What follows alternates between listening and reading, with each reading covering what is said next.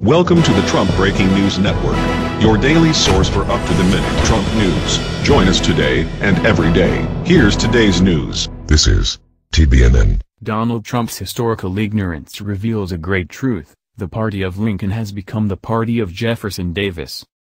Donald Trump is proudly ignorant. He does not read. Trump reminds the world of this almost every day.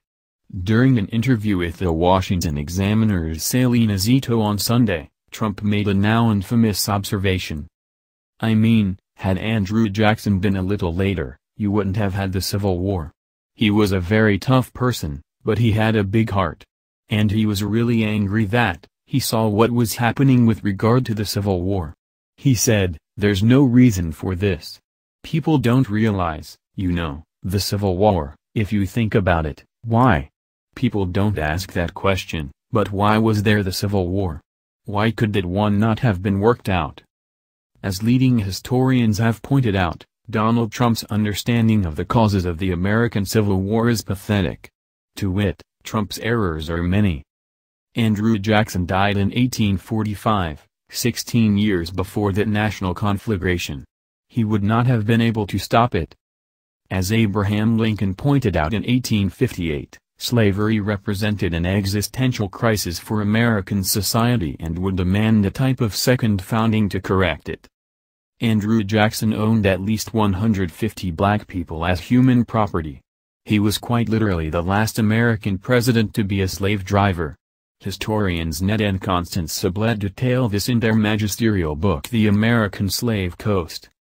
Failing to sell the slaves himself, Jackson drove the unsold slaves back to Nashville, taking the unheard-of step of driving the coffle, or a chained train, of slaves from the destination back to the point of origin, through Choctaw and Chickasaw territory. Given the documentation of this episode that exists, it appears safe to say that Andrew Jackson is the only U.S. president that we know of who personally drove a slave coffle. But then, Jackson was also the first president to have been a merchant. Given that slaves were the #1 capital good in the United States, collectively worth more than all the banks, factories and railroads combined, Jackson would likely have done everything he could to protect his wealth. If Jackson had magically been able to prevent the outbreak of civil war, it likely would have meant black people remaining in America's slave labor camps where they were worked to death, raped, tortured and murdered by the white people who owned their flesh. Jackson was also not a swashbuckler, as Trump described him.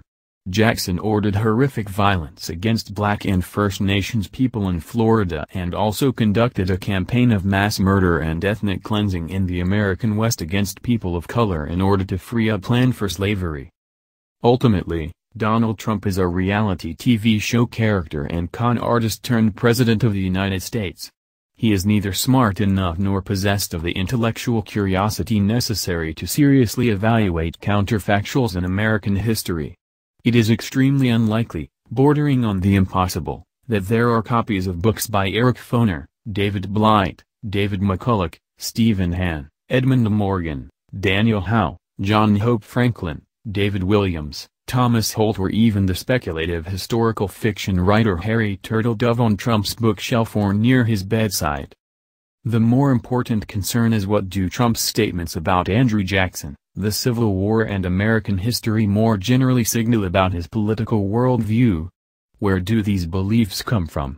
Who is influencing Donald Trump?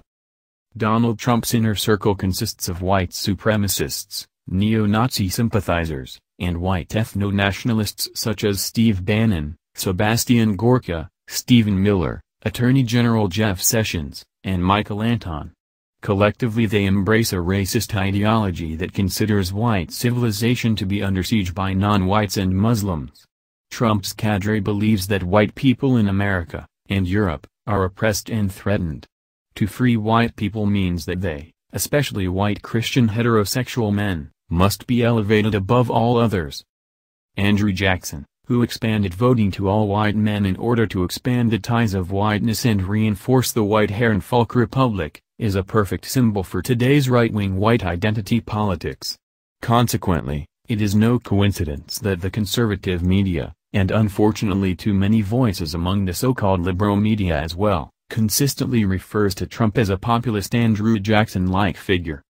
Trump's belief that the Civil War could have been worked out reflects the influence of the white supremacist neo-Confederate movement on the Republican Party.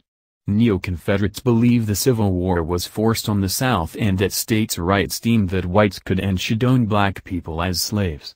Despite overwhelming evidence that the Confederacy seceded precisely to protect slavery as a social, economic and political institution, neo-Confederates circulate the lie that slavery was not central to the war between the states.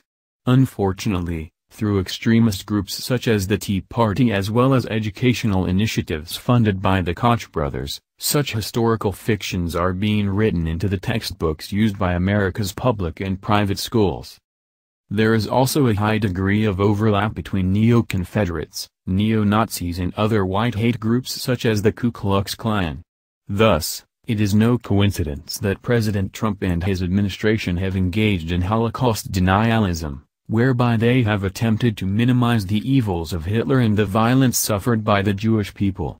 Moreover, as a function of the explicit racism and nativism that Trump used to win Republican voters, and subsequently the White House, it is no surprise that he has been endorsed by white terrorist organizations such as the Ku Klux Klan. In sum, Trump's embrace of Andrew Jackson is indicative of the way the ignominious cause of the Confederacy shambles on in the form of the modern Republican Party.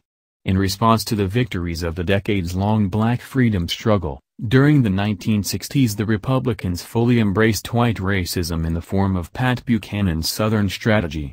The Republican Party then absorbed the racist faction of Southern Democrats or Dixiecrats, and reinvented itself as a political organization whose power base was in the South, Southwest and white suburbs and exurbs in other parts of the country. President Lyndon B. Johnson observed, after his signing of the 1964 Civil Rights Act, that the Democrats had lost the South for a generation. That moment birthed a post-1960s Republican Party that defends the Confederate battle flag, hopes to return to Jim Crow-like voter suppression laws, and that elected a racist reactionary authoritarian as President of the United States. The neo-Confederate character of American politics under the Republican Party is also reflected in how many of the most damaging and destructive economic policies that have gutted the social safety net and devastated the poor, working and middle classes, to the advantage of the rich, were first applied in the South before being afflicted on the rest of the United States. Moreover, the Republican Party's efforts to control women's bodies and its embrace as a defining policy theme a toxic white masculinity, obsessed with guns as key to manhood, welcoming misogyny and reluctant or refusing to protect women from domestic and sexual violence, also echo the old Confederacy in the present. Trump has helped to transform the party of Abraham Lincoln into the party of Jefferson Davis. His administration treats Latino undocumented immigrants as if they were black folks being hunted down under the fugitive slave law. America's police can trace their origins directly to the slave patrollers of the Southern slaveocracy. Trump's enforcer Jeff Sessions has promised to further unleash the police against black and brown Americans in the name of law and order. The slave labor camp often used a black person, known as a driver, to maintain order and control over his fellow enslaved people. Trump does this, as have previous Republican presidents, by enlisting black conservatives to demean the African American community and make excuses for racism. It would seem that the more things change, in many ways, they stay the same. The Republican Party has gone back to the future. To make America great again, Donald Trump and the Republican Party have found inspiration in the worst parts of America's past. That's the news. Join us here every day. Be sure to subscribe and click the bell. See you next time. This is TBNN.